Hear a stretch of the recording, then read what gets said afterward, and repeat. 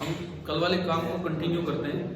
ये एक लास्ट में छोटा सा काम बचा था जिसका यूज हमने शायद क्वेश्चन नंबर 20 में कर भी लिया था, है ना।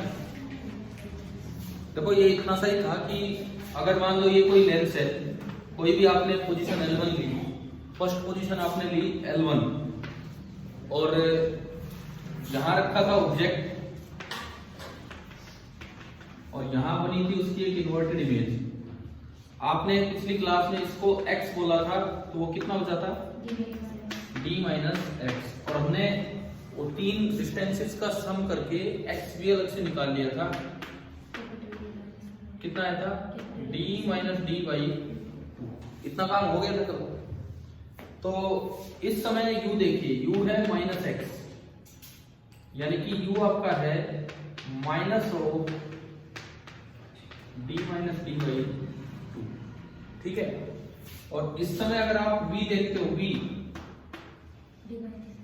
प्लस d माइनस एक्स, और x कितना है d माइनस डी बाई 2। आपने एलसीएम लिया 2d minus d plus d, ये आ गया d प्लस d बाई, आपके पास v आ गया, u आ गया, ठीक है। अब लेंस इक्वेशन आपने लगाई 1 by v minus 1 by u is equal to 1 by f. 1 by v वो v वहां पे है तो 2 अपॉन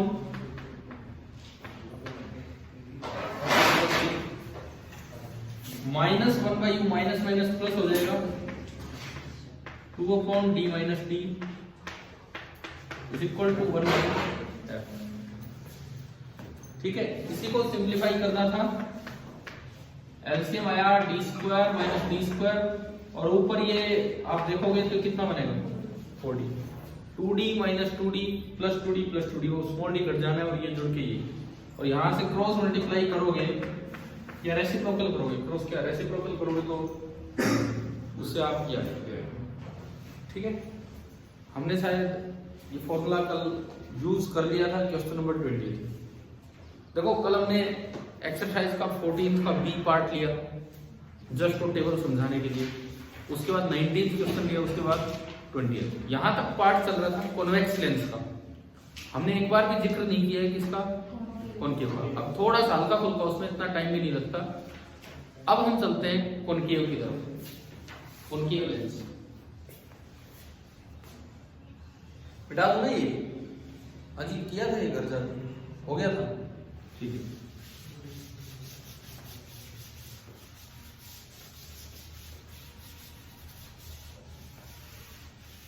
अब उसी तरह का कुछ हम कॉनकेव लेंस में यूज करें, मतलब टेबल बनाए जैसे कल बनाया था, उसमें देखा हम केवल रियल ऑब्जेक्ट की बात करेंगे। मान लो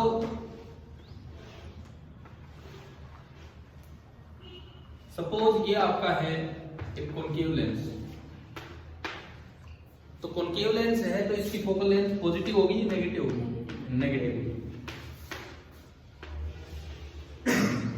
इसका मतलब इसका फर्स्ट सेकंड फोकस किधर होगा, पहले यहां होगा second focus, mod f distance two, क्योंकि एफ तो नेगेटिव, इतनी ही आगे होगा फर्स्ट फोकस,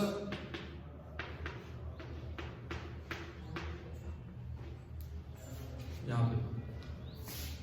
अब और कुछ भी बनाने की जरूरत नहीं है, 2f2 2f1, बस इसमें इसी से काम चल जाता है। और हम अपनी टेबल बनाए कल की तरह, तो छोटी सी टेबल बनेगी इसमें, तो ऑब्जेक्ट इमेज एंड उसका नेचर, ठीक है ना, कल जो कर रहे थे हम उसी टाइप से।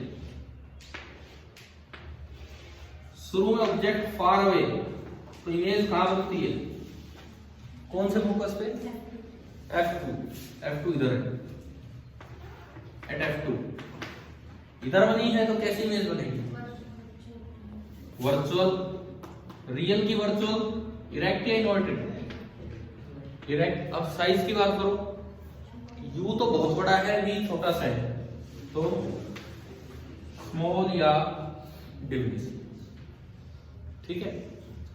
उसके बाद ना ये तीसरे कॉलम की जरूरत नहीं, दूसरे में काम चल रहा है, बीच में कोई ठिकाना ही नहीं है। F2 is not the position for object, F2 तो किसका ठिकाना होता है, इमेज का। ये चलता रहेगा और यहाँ तक आना है लेंस तक, तो सीधा बनेगा इन्फिनिटी टू लेंस। आपने कल पढ़ लिया था कि लेंस में ऑब्जेक्ट और इमेज दोनों सेम डायरेक्शन में चलते हैं, तो इमेज कहां से कहां जाएगी, F2 टू लेंस, ठीक है। वर्चुअल, इरेक्ट एंड बस, मतलब किसी भी रियल ऑब्जेक्ट के लिए, किसी भी रियल ऑब्जेक्ट के लिए जो ये आपका लेंस है, कॉनकेव लेंस, डाइवर्जिंग लेंस, ये हमेशा कैसे ऑब्जेक्ट, कैसी इमेज बनाएगा, वर्चुअल एंड इरेक्ट एंड छोटी इमेज, ठीक है। सीधा रिजल्ट भी हमें याद रहना चाहिए। अच्छा, इस पर जैसे 1 नंबर के क्वेश्चन भी आने हैं बोर्ड में, कई आने हैं, एक भी नहीं कई, यूं आ जाए कि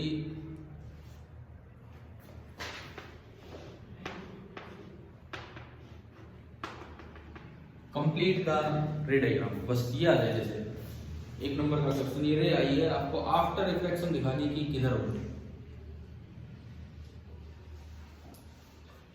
कोई रे डायग्राम, ये एक सिंगल रे आई, पूछा है कि आफ्टर रिफ्लेक्शन बतानी है, बताओ कैसे होना है, क्या होना है, किस तरह से होगा ये।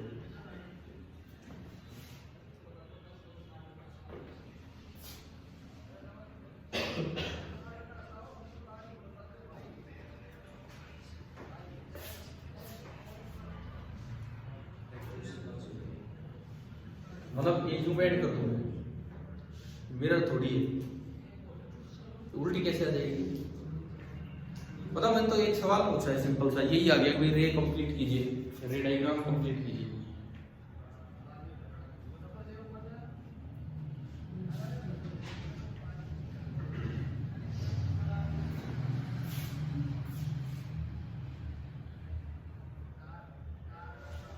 क्या करें, कैसे करें, क्यों नहीं बता पा रही है। ये रे कहां जा रही है,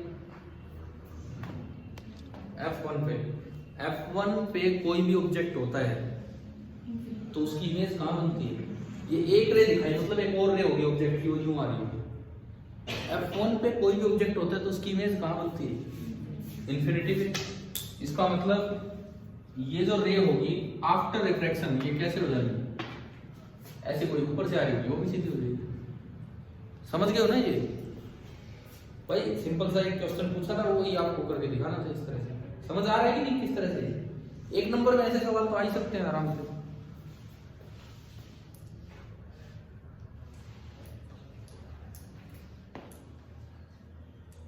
ठीक है,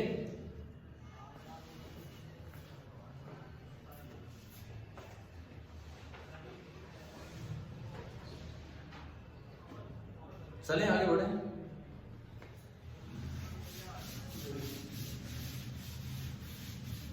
या फिर आपसे पूछा जाए, एक रे डायग्राम बना के दिखाओ कि आप कॉनकेव लेंस की मदद से मून को देख रहे हैं। कॉनकेव लेंस की मदद से, कल भी हमने मून को देखा था, लेकिन कल वो कॉन्वेक्स लेंस था, आज कॉनकेव लेंस है। बताओ, बनाओ रे डायग्राम। हाँ, तो वो तो मुझे पता, फोकस करेंगे, एक और बना दो रे डायग्राम। मून पॉइंट ऑब्जेक्ट में थोड़ा बड़ा ऑब्जेक्ट लेके चलना है, फिर दिखाना है।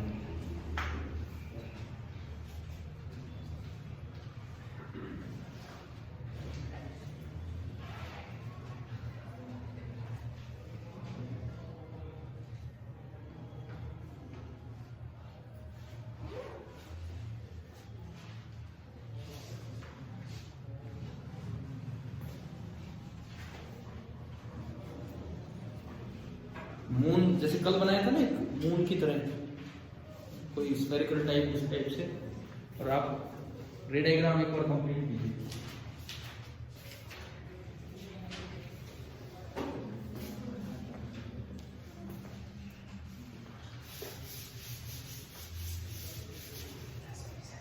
रे डायग्राम तो कोई सा भी पूछा जा सकता है आपसे पेपर में।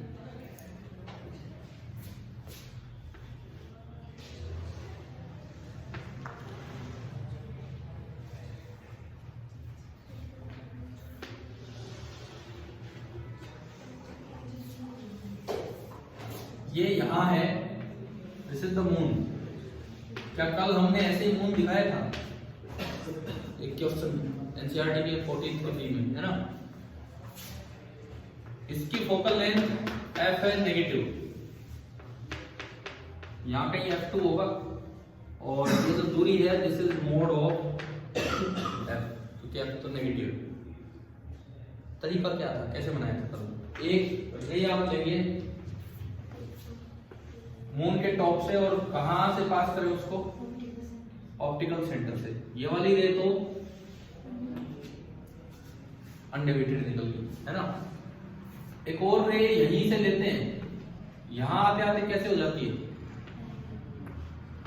पैरेलल। इसको कहां से निकालें? कल तो कुछ ऐसा नहीं होता। F1 से का क्या मतलब है? आफ्टर रिफ्रैक्शन F1 का तो कोई रोल ही नहीं है, F1 तो पोजीशन ही होता है। क्यों? क्या है? पैरेलल किसके? इंफिनिटी से आ रही है तो किसके पैरेलल हो जाएगी? किसके? अरे यार कल मून की इमेज बनाई थी, क्या दो ऐसी रे लेके आए थे? एक बार वो डायग्राम देखो आप। कल मून की इमेज बनाई थी कॉन्वेक्स लेंस से। दूसरी रे कहां से पास होगी ये हमें नहीं पता होता। अमन इधर सुनो, दूसरी रे कहां से पास होगी ये हमें नहीं पता होता है। ये पता होता है कि फाइनल इमेज कहां बनेगी। कल फाइनल इमेज कहां बन रही थी? F2 पे, तो आज भी कहां बनेगी? F2 पे। जब इंफिनिटी पे ऑब्जेक्ट होता है तो इमेज कहां बनती है हमेशा? कौन सा फोकस? सेकंड। इतनी देर में याद क्यों आ रहा है? कल ही तो किया हमने। जब इंफिनिटी पे ऑब्जेक्ट होता है तो इमेज कहां बनती है? F2 पे। तो आज भी इमेज कहां बनानी है? F2 पे। हमें नहीं पता कहां कैसे रे जानी है, लेकिन इतना पता है कि जो इमेज बनानी होगी वो कहां बनानी होगी? F2 पे। तो देखो यार तरीका तो सीखो डायग्राम बनाने का। यहाँ इमेज बनानी है तो बताओ इसको कैसे, यहां से कैसे पास कराएं? पैरेलल की, फिर पैरेलल, फिर पैरेलल, पैरेलल किसके पैरेलल? क्यों? प्रिंसिपल एक्सिस के पैरेलल ले जाने का क्या मतलब है? आपको इसको इससे ज्वाइन करना होगा और फिर इसको यूं बढ़ाना होगा कि भाई ये जब पीछे बढ़ाई तो यहां आ जाए। क्या कल ऐसा ही कुछ नहीं होता क्या? कल उस साइड थी तो उस साइड ही बढ़ा दी हमने अपने आप, लेकिन वो इस तरह जाके मिलवाई थी कि फोकस वाली जगह पे गए। देखो रे डायग्राम में कंफ्यूजन हो रहा है। मुझे नहीं पता दूसरी रे कहां से निकलनी थी, लेकिन मुझे ये पता है कि इसको इमेज कहां बनवानी है, तो मैं इसको इस तरह से निकालूं कि वो इमेज यहां बनवा दे। क्या अभी भी डायग्राम समझ आया कि नहीं है? बोलो, आ गया? अब बताओ इसका साइज क्या होगा? ये जो मून, ये मून सीधा बनेगा उल्टा बनेगा?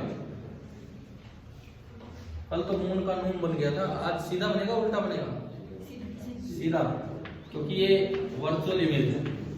इसका डायमीटर कल हमने बोला था d, radius of lunar orbit हमने कल नाम दिया था r। ये धरती है, ये तो अर्थ भी है और ये मून है। आज बताओ ये d डैश क्या होगा, इसका साइज?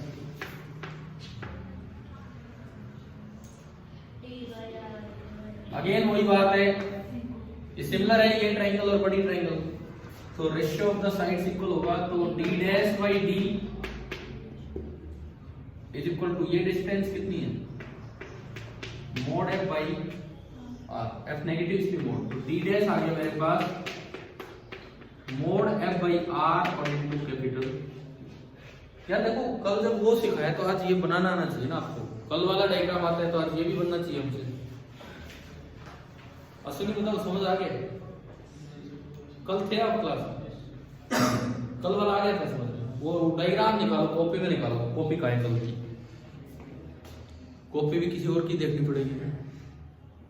अरे तो नहीं बनाया तो कोई बात नहीं, अब देख लो किसी की कॉपी में। तो भाई किसी ने बना रखा हो कल का डायग्राम तो इन्हें पहुंचाओ। कल वाला डायग्राम देखो पहले।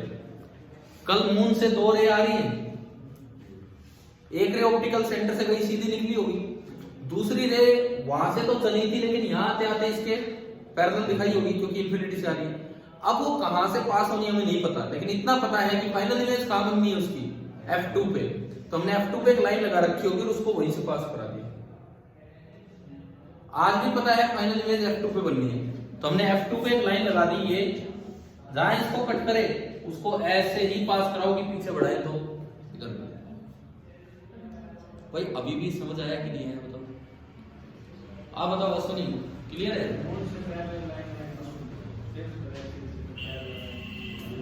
अगर प्रिंसिपल एक्सिस के पैरेलल आएगी तो वो F2 से पास हो जाएगी। वो भी लेके चलता हूँ। सुनो, ये कुछ और रे डिवाइड कर रहे हैं, दूसरी रे हम बनाए, कोई और रे ले लो। आप जो प्रिंसिपल एक्सिस के पैरेलल चाहते हो वो N से चलेगी, M से नहीं, वो किससे चलेगी? देखो यहां से आप कोई भी रे दो, वो आते आते आते आते कैसे हो जाएगी? पैरेलल। इस N की इमेज यहां बनी है ना? तो ये रे अब हमें पता है कि ये रे ऐसे ऐसे जानी है। अब देखो क्या ये N की इमेज यहां लगी हुई, वो मैंने किसकी इमेज दिखाई है? ऊपर वाले पॉइंट की M। क्या पूरा रे डायग्राम समझ आ रहा है? कंफ्यूजन है तो बताओ, मैं दोबारा से बोलूंगा। आदित्य भाई आ गया? क्लियर है सभी को? अब इसका साइज तो हमने कल की तरह निकाल लिया, ऐसा ही कुछ फॉर्मूला लगाएगा विद रे डायग्राम। अगर ये सवाल आ जाए तो यार इनमें ही गड़बड़ कर देते हैं बच्चे।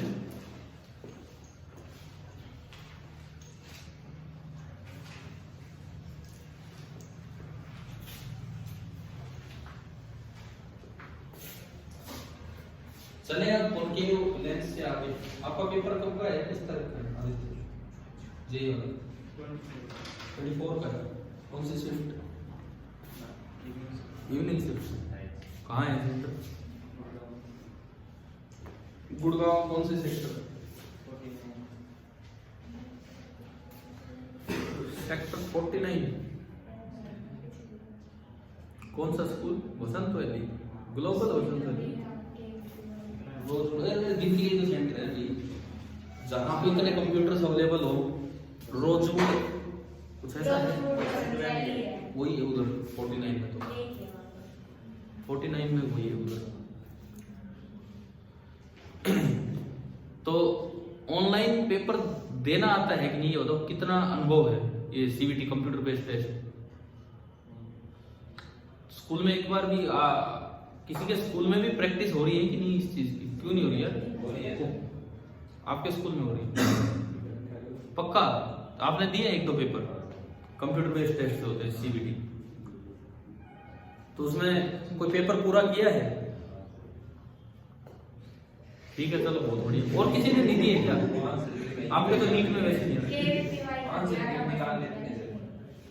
यार, फिर कैसे दे रहे हो? कह रहे बच्चे आंसर की निकाल लेते फिर वक्त देख देख के भर देते हैं। ये तो फिर कहीं ना कहीं फॉल्ट है ना कुछ, इस तरह से थोड़ी। आपने आदित्य कोई पेपर दिया है इस तरह से? क्यों यार, क्या उसने मॉक टेस्ट नहीं दे रखे जेईई में? अरे बिल्कुल बिल्कुल मिलेंगे, एनटीए की साइट पे कुछ मॉक टेस्ट मिलेंगे। एक बार करके तो देखो एक पेपर, मॉक टेस्ट मिलेगा उतने ही टाइम का, आपको आइडिया तो लगे कि कितने सवाल किस तरह के आने हैं। आप देखो जो कितने बच्चे हैं जो जेईई मेंस दे रहे हैं अभी हैं कुछ, तो सुनो कम से कम जाने से पहले एक दो, पता नहीं कितने मॉक टेस्ट होंगे मुझे नहीं पता उस पर, एक है कि ज्यादा है? ज्यादा है ना। तो मॉक टेस्ट तो अपने देके देखिए, उससे आपको ये तो पता लगेगा कि पेपर वहां अटेम्प्ट करना कैसे है। नहीं तो वहां पानी की बोतल लेके बैठोगे और कुछ थोड़ी नहीं।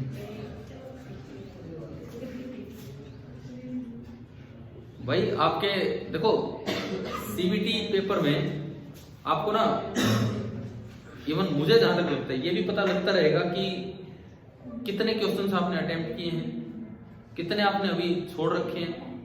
कोई आप रिव्यू के लिए, मतलब रिव्यू के लिए दोबारा देखना चाहते हो, वो सब उसमें आ जाता है इस तरह से। एक तो टेस्ट देके देखो, नहीं तो फिर उस दिन यही करते रह जाओगे, समझ में नहीं आएगा पेपर कैसे है। ठीक है, मॉक टेस्ट जरूर दो उनके। चले हम आगे बढ़ते हैं यहां से। अगला जो काम है, अब मुझे लगता है कल पावर नहीं हुई थी, तो नेक्स्ट टॉपिक आपकी बुक में ही होगा। देखो पावर ऑफ ए लेंस ही होगा, है ना। चलो मैं आपसे पूछता हूं पहले, समझना आप पावर ऑफ ए लेंस, ये एग्जाम में आ जाएगी। Define power of a lens, नहीं पढ़ाइए आप बताना। देखो एक बात सुनो यार, अमन आप क्यों आ रहे हो? चुप हो जाओ या तो चुप हो जाओ। सुनो, क्वालिटेटिव डेफिनेशन से कभी नंबर नहीं मिलते हैं, वो आपको हमदर्दी दे सकते हैं, नंबर नहीं दे सकते वहां पे। क्वालिटेटिव डेफिनेशन का मतलब ये है कि हम बस बहुत टाइम पास कर रहे हैं।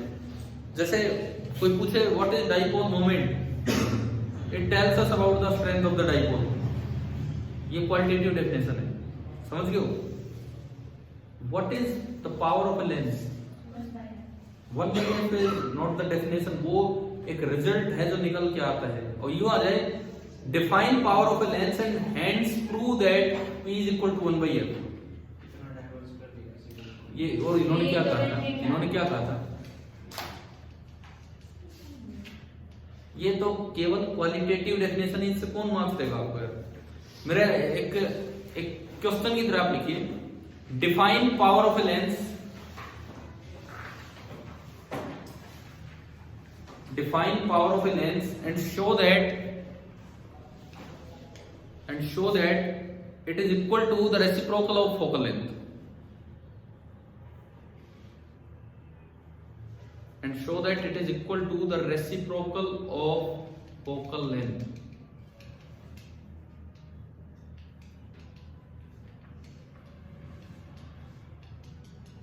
अब इसमें क्या हम यूं लिख रहे हैं कि power is defined as the reciprocal of focal length hence prove, तो ये तो कैसे होगा भाई, देख लो इधर सुनो, क्या होती है पावर, इसकी एसआई यूनिट क्या होती है, डायोप्टर। वॉट मत लिखिए ना, पावर ये कोई इलेक्ट्रिकल या वो एनर्जी वाली पावर नहीं है, ऑप्टिकल पावर है, ठीक है। देखिए क्या होती है पावर की डेफिनेशन सुनिए। जैसे मान लो ये कोई भी आपने लेंस लिया, ये कन्वर्जिंग है कि डाइवर्जिंग है, कन्वर्जिंग। हमने कहीं भी ऑब्जेक्ट लिया, कहीं भी ऑब्जेक्ट लिया, इसकी इमेज बनानी है, एक रे आपने ली ऑप्टिकल सेंटर से, मैं पॉइंट ऑब्जेक्ट ले रहा हूं, ये रे तो बिल्कुल सीधी निकल गई, इस लेंस की फोकल लेंथ है f, एक रे आपने यहां ली, कन्वर्ज करा के यहां से पास होगी, एक रे आपने यहां ली, वो भी यहीं से पास होगी कहीं, एक और रे और ऊपर गई, जब आपने एक बार इमेज ढूंढ लिया तो ये सारी रेज यहीं से पास होनी है, समझ आया।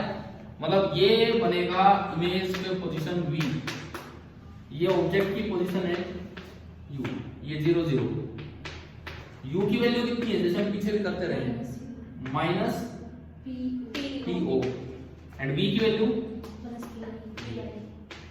प्लस PI, ठीक है। और F इस लेंस का पॉजिटिव है क्योंकि ये converging.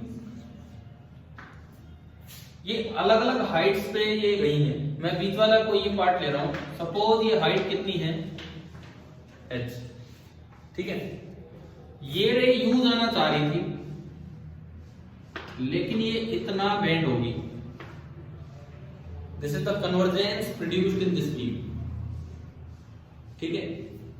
This is the convergence produced in this beam, or you can say deviation in this beam. किसी h हाइट पे जाने वाली बीम का डेविएशन निकालते हैं पहले, किसी भी h हाइट पे जाने वाली बीम का डेविएशन। सपोज ये एंगल है अल्फा, और सपोज ये एंगल है गामा, दिख रहा है कौन सा दिख रहा है, बीच वाली रेखा जिसका आपने डेविएशन दिख रहा है, दिख रहा है डायग्राम में। गामा, अल्फा और डेल्टा में क्या रिलेशन है, हाँ ये एक्सटीरियर एंगल है इस ट्राइंगल का, तो यहां पे रिलेशन बन रहा है delta that is equal to alpha plus gamma. मैं इस इक्वेशन को ऐसे भी लिख सकता हूं, tan delta is equal to tan alpha plus tan gamma. ये कैसे लिखा, मैंने 10 से मल्टीप्लाई कर दिया दोनों पे, यही बोल रहे हो तालियां भाई, 10 से मल्टीप्लाई हो गया, ये क्या हो गया, मतलब ऐसे मल्टीप्लाई हो जाते क्या, 10 sin cos, फिर तो कभी 10 कट भी जाएंगे कॉमन आके। अरे ये कैसे लिखा मुझे बताओ, स्मॉल एंगल है, स्मॉल एंगल होते हैं तो theta nearly equal to tan theta, क्योंकि हम जो पढ़ रहे हो पेरेक्शियल रेज के लिए पढ़ रहे हैं। ऐसे लिख भी बताना आप, ये मत लिखो स्मॉल एंगल है, वैसे कर दो कोई बात नहीं, चेक करने वाला सोचेगा आपके दिमाग में सही है, ये मत लिख देना मल्टीप्लाइंग बोथ साइड्स बाय 10। ठीक है, लिखना हो तो ये लिखना कि since the rays are parallel the angles are small hence tan theta is nearly theta. हो गया ये। मुझे टेंजेंट ऑफ डेविएशन निकालना है। tan अल्फा कितना है इस ट्रायंगल से? h upon PO। tan alpha आपका हुआ h अपॉन PO और PO कितना है? Minus U। tan बीटा कितना? tan gamma. अरे मैंने बीटा वैसे ही छोड़ दिया, बीटा ले सकते थे हम, वो पीछे प्रूफ नहीं करते थे, उनमें इमेज वाला गामा ही लिखते थे वही। tan गामा कितना? h by pi और pi कितना है? v। ये दोनों यहां पुट किए मैंने, तो tan डेल्टा कितना है? h by minus u plus h by v। क्या ये आ गया? h आपने कॉमन लिया तो ये बना 1 by v minus 1 by u, और 1 by v minus 1 by u कितना होता है? 1 by f। तो ये आपका क्या आ गया? यहां से आया कि tan delta that is equal to h by f। पहले तो ये बताओ क्या ये रिलेशन समझ आ गए? अब हम पावर को डिफाइन करेंगे। पावर क्या होती है सुनिए, आपको लिखने की जरूरत नहीं है, बुक में मिल जाएगा, इधर सुन लो, इधर देखो। पावर क्या होती है? Power is the tangent of angle of divergence of और कन्वर्जेंस, मतलब angle of deviation. Power is equal to the tangent of angle of deviation means convergence और divergence produced by the lens in a beam falling at unit height from the optical centre. Unit height मतलब h कितना है? 1। Power की definition ये कहती है कि power is equal to tangent of delta if h is 1। और इतना करके दिखाओ और यूज दिस इक्वेशन। h अगर 1 होगा तो tan डेल्टा कितना है? h 1 है तो tan डेल्टा कितना है? ये प्रूव हो गया, मतलब प्रूफ के लिए यही है। अब एक बार अपनी बुक में देखो, कहीं तो मिलेगा पावर क्या होती है, एक बार वो देख लो, पढ़ लो, अंडरलाइन कर लो कि पावर की डेफिनेशन। पावर को लेंस टॉपिक में नजर डालिए।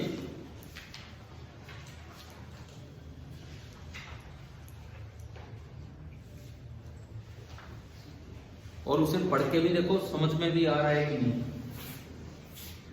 ये बुक में दिया है पेज नंबर 328 पे, the power P of lens, power P of a lens is defined as the tangent of the angle by which it converges or diverges a beam of light falling at unit distance from the optical center। इन्होंने proof के तौर पे आसान तरीका दे दिया जिसमें रे कैसे ले लिए पैरेलल टू, उसमें प्रूफ और भी आसान है। पैरेलल टू प्रिंसिपल एक्सिस तो पास ही कहां से होगी? फोकस से। हमने जनरल प्रूफ कर दिया, जनरल।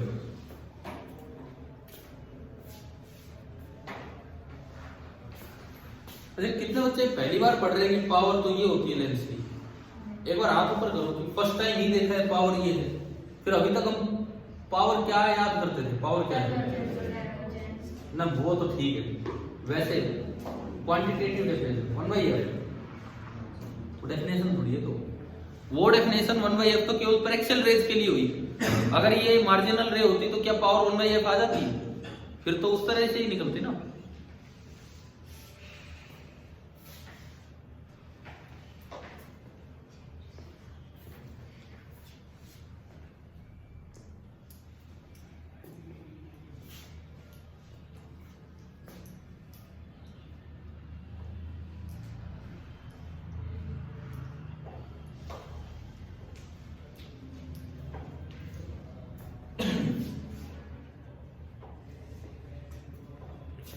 चले हम आगे बढ़े। अब आते हैं कॉम्बिनेशन ऑफ लेंस की तरफ। आपका जो सीबीएसई सिलेबस है पावर ऑफ लेंस के बाद उसमें लिखा होगा combination of thin lenses in contact, ये होगा सेपरेशन वाले नहीं, कॉन्टैक्ट वाले। तो अब हम कॉम्बिनेशन ऑफ लेंसेज की तरफ चलते हैं। आप ये नोट कर दीजिए थोड़ा फटाफट, हो गया तो।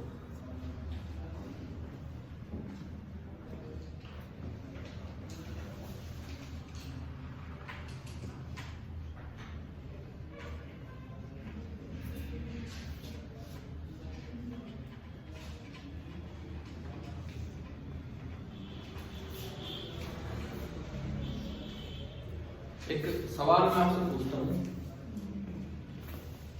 जैसे कभी ऑप्टिशियन के पास गए हो, खासकर जिनके स्पेक्स लगे हुए हैं, तो आई टेस्टिंग के लिए गए तो होंगे, तो मुझे बस एक बात का जवाब दो, वो पावर की टर्म्स में बात करते हैं लेंस की या फोकल लेंथ की टर्म्स में? पक्का फोकल लेंथ? कौन होता है? ना ना, वो बोलते तो हैं, वो क्या बोलते हैं? पावर कुछ नहीं बोलते, बस नंबर है। और नंबर ही तो पूछ रहा हूँ मैं, वो नंबर कि माइनस और माइनस टू फोकल लेंथ है कि पावर है? मतलब क्या है उत्तर भी नहीं बोलते। यार यूनिट वही नहीं बोलते, कोई बात नहीं, कोई तो बताओ। वो एक्चुअली पावर में बात करते हैं, वो कभी भी फोकल लेंथ में बात नहीं करते। क्या कारण? इसका रीजन ये बनाए होते हैं तो और यार लेंस मेकर फॉर्मूला हमारे पास है, तो जी फोकल लेंथ पता और पावर पता, वो तो R1 R2 से डिजाइन होते हैं, वो क्या मतलब? ये सवाल आ सकता है कि ऑप्टिशियंस पावर की टर्म्स में क्यों बात करते हैं बजाय कि फोकल लेंथ से। आपकी 10th की एनसीईआरटी बुक में दे रखी है चीज, 10th क्लास आप करके आए हो, और उस समय तो कोई बहुत भारी भारी किताबें और भी नहीं पढ़ते, एनसीईआरटी शायद पढ़ भी लेते हैं, ऐसा है कि नहीं? यार 10th में भी और ही किताबें चलती रहती है, चलो कोई नहीं। तो अब सुनो, 10वीं की एनसीईआरटी बुक में क्लियरली लिखा है कॉम्बिनेशन ऑफ लेंसेज के फॉर्मूला क्या है बताओ। अगर थिन लेंस कांटेक्ट में हो तो क्या फॉर्मूला होता है, उससे ही इस सवाल का जवाब मिलेगा। बेटा तो भैया हो गया।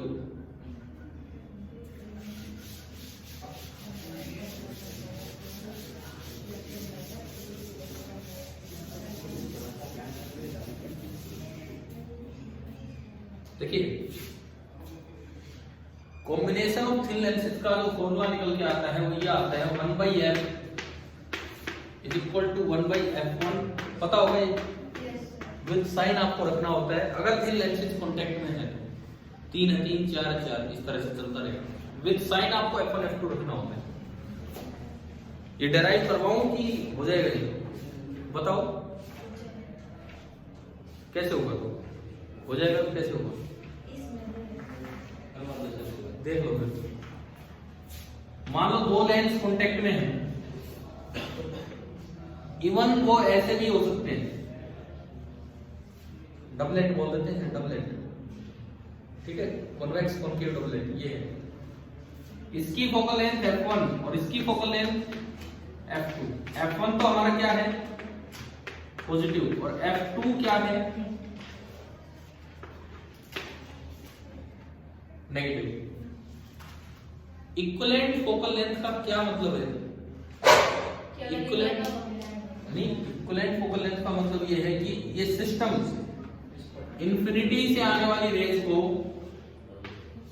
ये सिस्टम इंफिनिटी से आने वाली रेज को कहां मिलवा रहा होगा, उस जगह की लोकेशन को ही हम कह देंगे कि वही क्या है? एफ। समझ आ गया? ठीक है, अब देखते हैं कि कैसे होगा। पहला लेंस कन्वर्जिंग है कि डाइवर्जिंग? कन्वर्जिंग। थोड़ा ध्यान दो इधर, फर्स्ट लेंस ने इन रेज को कन्वर्ज करवाया यूं और यूं। अगर फर्स्ट ही लेंस होता अकेला तो ये रेज यहां जाके मिलेगी, और इस पोजीशन को हम बोल रहे हैं V1। लेकिन सेकंड लेंस कैसा है? तो सेकंड ने क्या किया, इनको फिर से, समझ में आया क्या हो रहा है? सेकंड ने फिर से इनको डाइवर्ज करा के और यहां मिलवा दिया, तभी तो वहां पहुंचे। क्लियर हो रहा है? ठीक है, फर्स्ट लेंस पे पैरेलल रेज आई तो फर्स्ट लेंस को कहां मिलवाएगा? उसे अपने फोकस पे। तो V1 तो लिखने की जरूरत नहीं है, V1 will be equal to F1। क्यों V1 इक्वल टू F1? पहले लेंस के लिए तो इंफिनिटी से रे आ रही है तो फोकस पे बननी है। अब सेकंड लेंस के लिए लेंस इक्वेशन लगाओ for L2, for Lenz number 2, U बताओ भाई,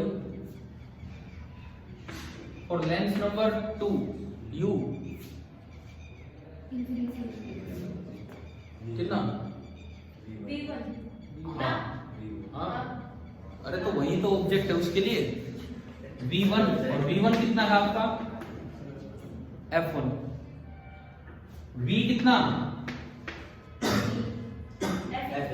F इक्विवेलेंट, और F कितना F2। सही है, लगाओ जी lens equation 1/v minus 1/u equal to 1/f। ये रखिए ये सारी values 1/v 1/f equivalent is equal to 1/u ना माइनस है माइनस 1/u कितना f1 is equal to 1/f, और f कितना f2।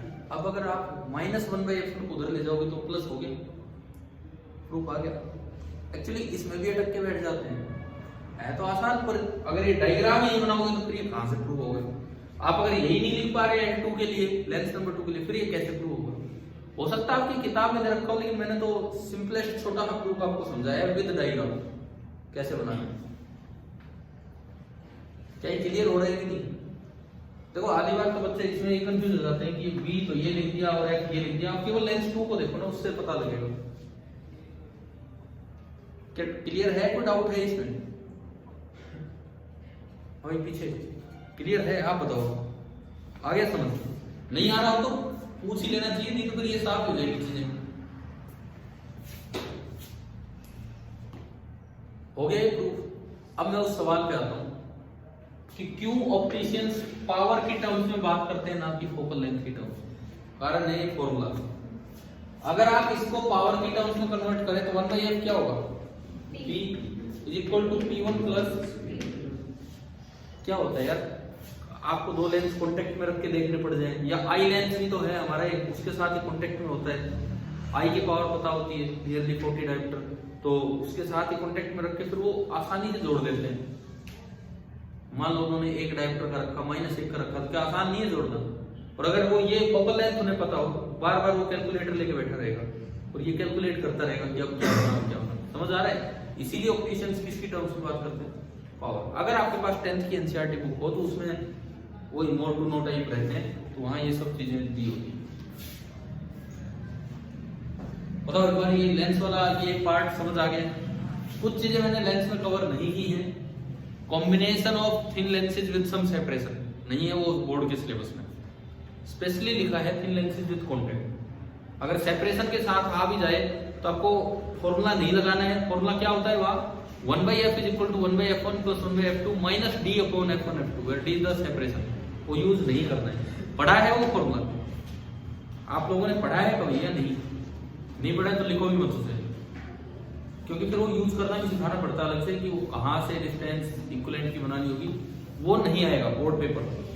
ठीक है, ऐसा सवाल अगर आप देखो क्वेश्चन नंबर 21 है जहां लेंस सेपरेटेड है, देखना एक बार बस, करना घर से नहीं तो देख लो। वैसे सवाल नंबर 21 में ऐसा ही है क्या? कोई पुराने क्वेश्चन में बेस 10th 11th पे है ना, तो 10th या 11th में तो वो कांटेक्ट में है, 21 में उसे सेपरेट कर दिया है। अगर ये आ जाता है तो आपको अलग अलग लेंस लेके चलने, पहले एक से इमेज बनवा लो, वो इमेज दूसरे लेंस से कितनी दूर है। अभी तो क्या हुआ देखो, पहले से इमेज बनी V1 पे, तो दूसरे लेंस के लिए U भी हमने कितना बोल दिया V1। अगर पहले से इमेज बनती 5 सेंटीमीटर पे और लेंस रखा होता अगला 8 सेंटीमीटर दूर, पहले से इमेज बनती 5 पे और लेंस रखा होता 8 पे, तो अगले के लिए U 5 थोड़ी -3। समझ गए हो ना? तो इस तरह से चल के हमें ये वाला काम करना है। ठीक है, हो जाएगा ये? करवाऊं क्या ये 20वां या 21वां कौन सा सवाल है? करोगे ट्राई? करना है फिर, नहीं तो मैं अभी करवाऊंगा 21। ठीक है, चलिए अब हम थोड़ा लेंसेज से आगे बढ़ते हैं। लेंस से अगला टॉपिक क्या है? प्रिज्म। तो अब हम प्रिज्म से रिफ्रैक्शन देखना चाहेंगे। मेरा पहला सवाल आपसे यह है कि ट्रायंगुलर प्रिज्म है, बताओ उसमें कितने तो रेक्टेंगुलर फेस है और कितने ट्रायंगुलर फेस? ट्रायंगुलर प्रिज्म में कितने रेक्टेंगुलर फेस और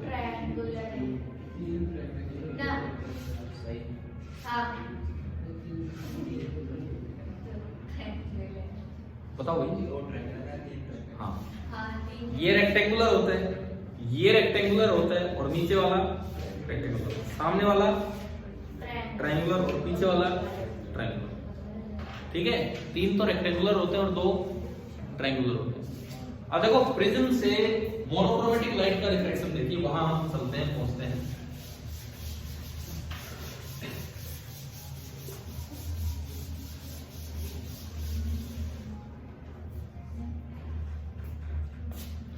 कैसे होगा सुनो, देखो प्रिज्म से मोनोक्रोमेटिक लाइट का रिफ्रैक्शन।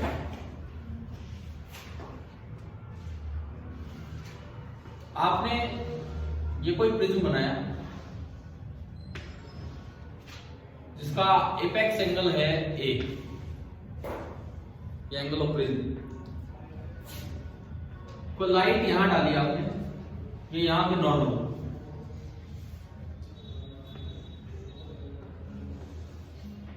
ये पहला नॉर्मल। एंगल ऑफ इंसिडेंस कौन सा होगा, ये ऊपर वाला नीचे वाला? ऊपर वाला, नॉर्मल के साथ। ये एंगल ऑफ इंसिडेंस हो गया आई। अच्छा, ये रे पहली बार किधर बेंड होगी? प्रिज्म ग्लास का है, बाहर एयर है, टुवर्ड्स द नॉर्मल। तो ये रे कुछ भी ऐसे बेंड होगी, जरूरी नहीं बेस के पैरेलल हो, मैं ये नहीं कह रहा हूं, ये तो बाई चांस दिख रही है ऐसी।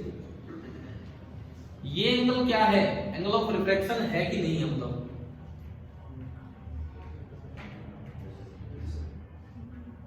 ये नॉर्मल के साथ है, एंगल ऑफ डेविएशन है डेल्टा 1, और नॉर्मल के साथ जो एंगल है that is angle of refraction, जिसे हम क्या बोलते हैं? आर। अब आपने अगला नॉर्मल बनाया,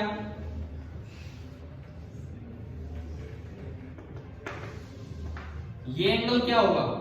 I2 होगा। I2 second angle of incidence. Bye convention उस I2 को हम R2 बोलते रहते हैं। बाय कन्वेंशन उस I2 को हम R2 बोलते हैं, क्योंकि बाहर वाले एंगल को R नहीं, बाहर वाले एंगल को हम बोलते हैं एंगल ऑफ इमर्जेंस। ये रे किधर बेंड होगी? टुवर्ड्स द नॉर्मल, क्या होगी? अवे। ठीक है, ये रे बेंड होगी अवे फ्रॉम द नॉर्मल, और नॉर्मल के साथ एंगल है वो एंगल ऑफ इंसिडेंस। और दूसरी बार ये जो एंगल होगा, ये एंगल क्या होगा? Angle of deviation. Total deviation कहां लिखा है? कई बार उसे डी से रिप्रेजेंट कर देते हैं। टोटल डेविएशन, इस लाइन को बढ़ा लो और इस लाइन को बढ़ा लो इमर्जेंट रे के, ये जो एंगल है this is total deviation D और डेल्टा। क्लियर हुआ? डायग्राम क्लियर हो रहा है? सराउंडिंग का रिफ्रैक्टिव इंडेक्स S लगा देता हूं मैं, और प्रिज्म का रिफ्रैक्टिव इंडेक्स P, भी लिख सकते हो, N भी लिख सकते हो। ठीक है, अब अगर I दे रखा हो तो वहां तक कैसे पहुंचा जाता है, डेविएशन कैसे निकाला जाता है? पहली बात, I दे रखा हो तो E कैसे आए, और फिर डेविएशन कैसे? दो बातें हैं। I दे रखा हो तो E कैसे आए? पहला सवाल देखो, गिवन है आपको I सराउंडिंग प्रिज्म और एपेक्स एंगल, और आपको निकालना है E और डेविएशन, एंगल ऑफ डेविएशन। दो चीजें निकालनी है। I से E तक जाओ स्टेप बाय स्टेप, एक एक स्टेप। सबसे पहले मान लो मैं इसे नाम दूं A B C,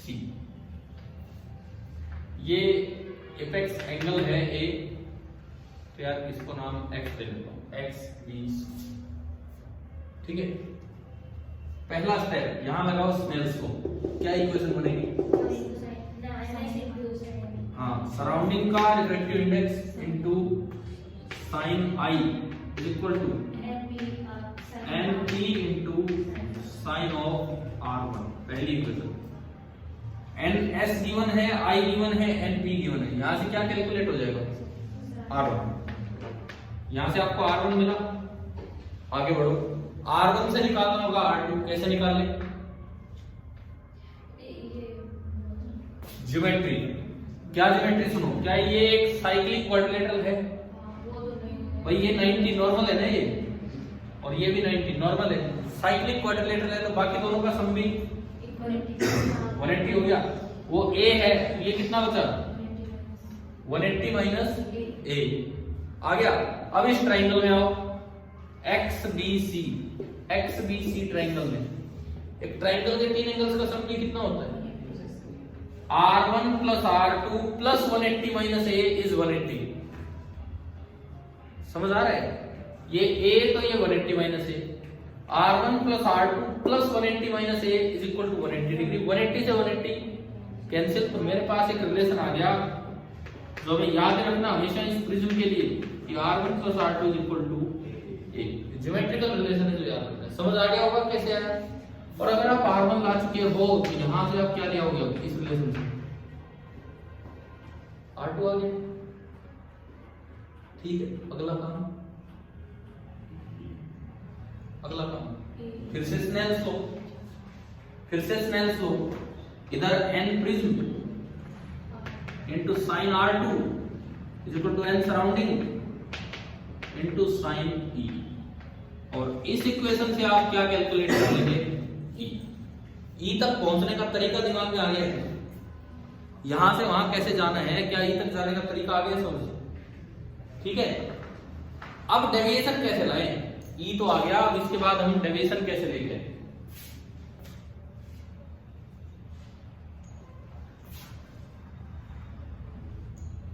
geometry, again simple geometry. पहली बार में रिफ्रैक्शन हुआ है, आप बताओ रिफ्रैक्शन में डेविएशन I माइनस R होता है कि R माइनस I होता है? जो बड़ा हो उसमें से छोटा घटाना होता है। यहाँ कौन बड़ा है? टुवर्ड्स नॉर्मल बेंड हुई तो R1 छोटा, I बड़ा है, I माइनस R1। यहाँ कौन बड़ा है? E माइनस, मतलब ये रिफ्रैक्शन बड़ा है, इंसिडेंस छोटा है। टोटल डेविएशन कैसे आएगा? जब दोनों का सम करें या घटाएं? पहला डेविएशन क्लॉकवाइज, अगला डेविएशन तो total deviation D that will be equal to delta 1 plus delta 2। आप ये चीज ज्योमेट्री से भी देख सकते हो। कैसे? देखिए, देखो ये डेल्टा 2 तो ये भी कितना होगा वर्टिकली अपोजिट, और इस ट्राइंगल का बाहर वाला एंगल बराबर अंदर वाले दो का, समझ गए हो? इससे भी देख सकते हो, नहीं तो वैसे भी देख सकते हो। तो आपने जब इन दोनों का सम किया, एक I एक इसमें आएगा E, और दोनों में से माइनस कॉमन लोगे तो अंदर बचेगा R1 प्लस वो A के बराबर है। तो मेरे पास एक डेविएशन का भी फॉर्मूला आ गया I plus E minus A। याद रखने भाई कुछ फॉर्मूले में ये वाला, जैसे कि ये वाला न्यूमेरिकल सोल्व करने के लिए हमें एटलीस्ट ये चीजें तो याद होनी ही चाहिए।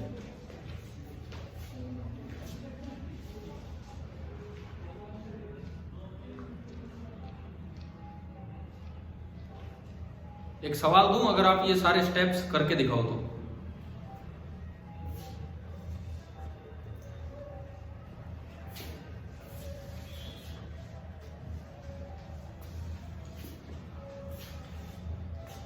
ये ऐसे नोट करने की बजाय ये तो कर लेना, आप जगह छोड़ लो, सवाल में करके दिखाओ मुझे क्या करना है क्या। बोर्ड पे मैं मिटा तो नहीं रहा हूँ, लास्ट में नोट कर लेना। आज का आखिरी काम हम कर रहे हैं, ये क्वेश्चन आप करके दिखा दो और उसके बाद आप ये नोट कर लेना। ठीक है, प्रिज्म से डेविएशन और यहां तक पहुंचना है। बनाओ एक इक्विलेटरल प्रिज्म बनाओ एयर में। क्वेश्चन लीजिए, एक इक्विलेटरल प्रिज्म बनाए एयर में, an equilateral prism in air, और प्रिज्म का रिफ्रैक्टिव इंडेक्स ले लो अंडर द रूट 7/3। प्रिज्म का रिफ्रैक्टिव इंडेक्स ये ले लीजिए, ठीक है, और आप उस पे एक रे इंसिडेंट कराएं जिसका एंगल ऑफ इंसिडेंस है 60 डिग्री। नॉर्मल के साथ एक साइड एंगल ऑफ इंसिडेंस ले लीजिए 60 डिग्री, ठीक है। फाइंड E एंड D, ये दोनों निकालने आपको, E और D दोनों निकालने। अगले 5 मिनट आप ये कीजिए, फिर हम डिस्कस करेंगे।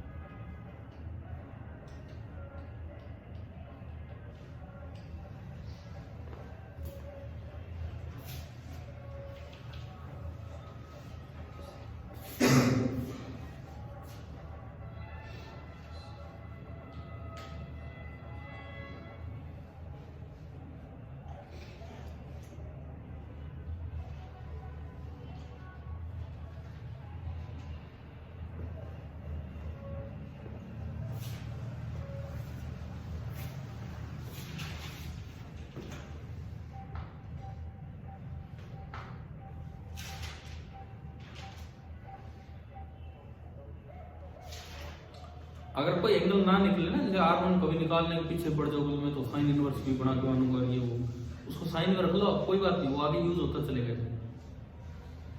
जैसे R1 नहीं निकल रहा है तो साइन R1 निकाल के रख लो, एज इट इज यूज हो जाएगा, तभी तो सोल्व होगी, नहीं तो सोल्व कैसे होगी, इनवर्स में ले लेके बैठे रहते हैं।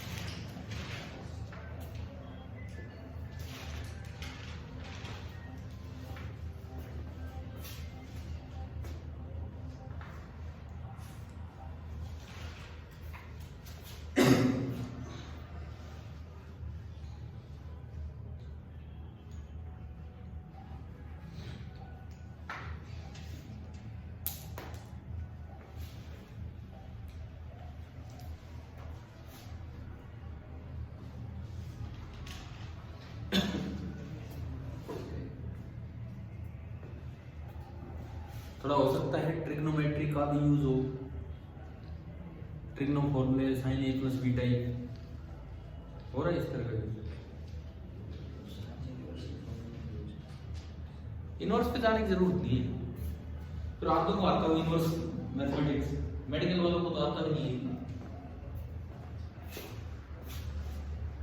बाकी कर लो आप, इनवर्स से कर लो, जैसे भी करो कर कीजिए।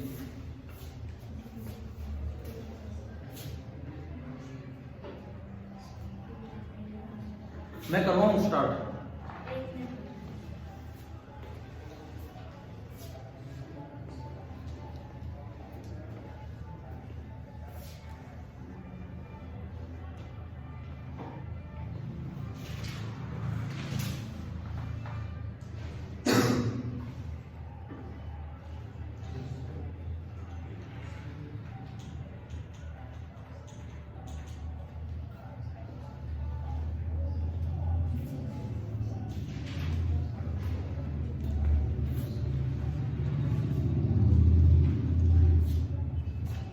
ये मिटा दो ना बोर्ड पे जो लिखा हुआ है।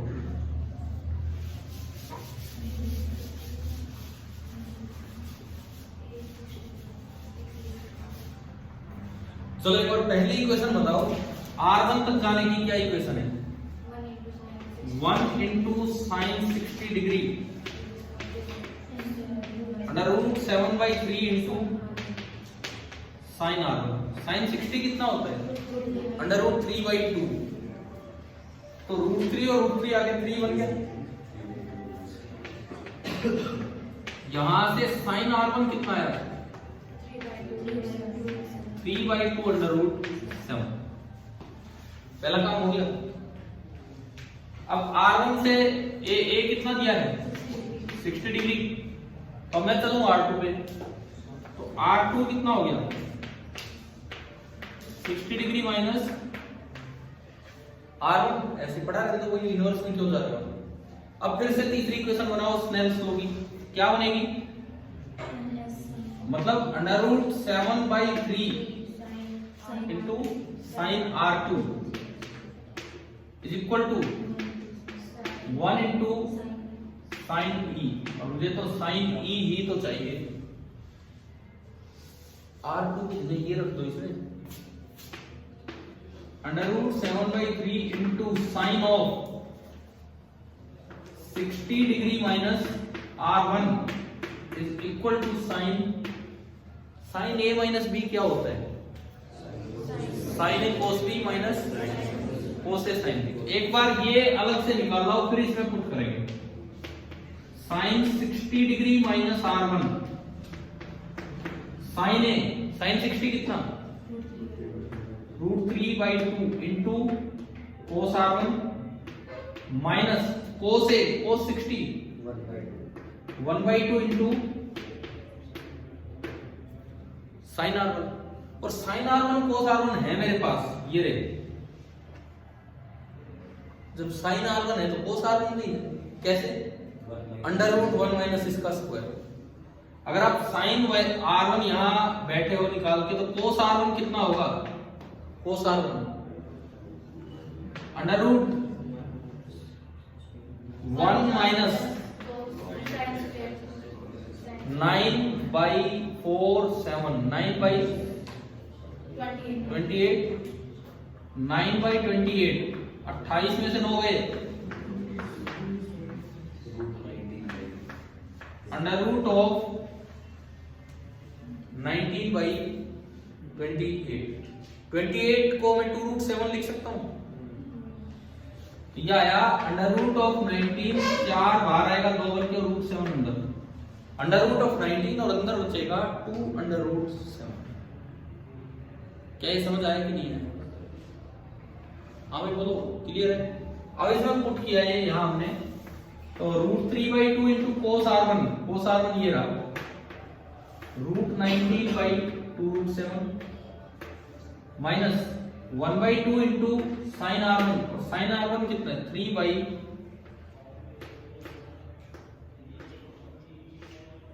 Under root 7। समझ आया? इसको हमने थोड़ा सिंप्लीफाई किया, तो एलसीएम आ रहा है 4 अंडर रूट 7, और ये कितना आ गया?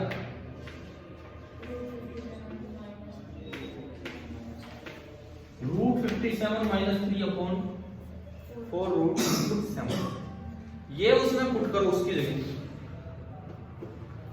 यहां पे पुट करना है, ठीक है? एक बार यार चेक कर लेना, कभी कोई गड़बड़ ना कर रखी होगी इसमें, क्योंकि ऐसी वैल्यूज लेके चल पड़े हम, पता लगे कि कोई और भी मिस्टेक होगी। रिफ्रैक्टेड इंडेक्स कितना लिया था?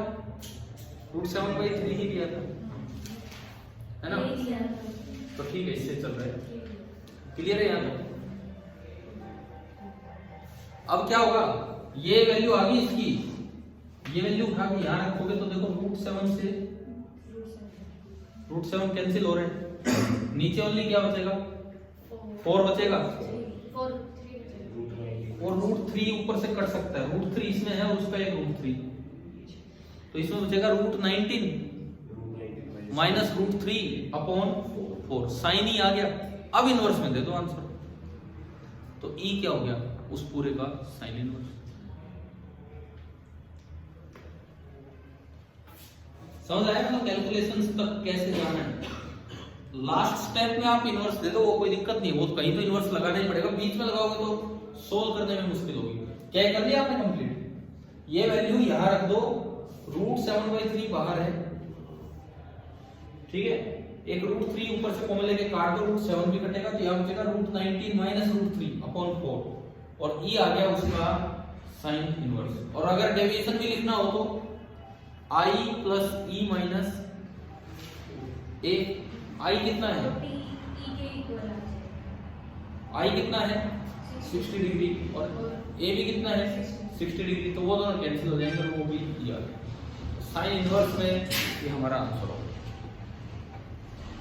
भाई समझ आए किस तरीके से आपको ये सिंप्लीफाई करने, सोल्व करने के, ये बात क्लियर होगी, ठीक है?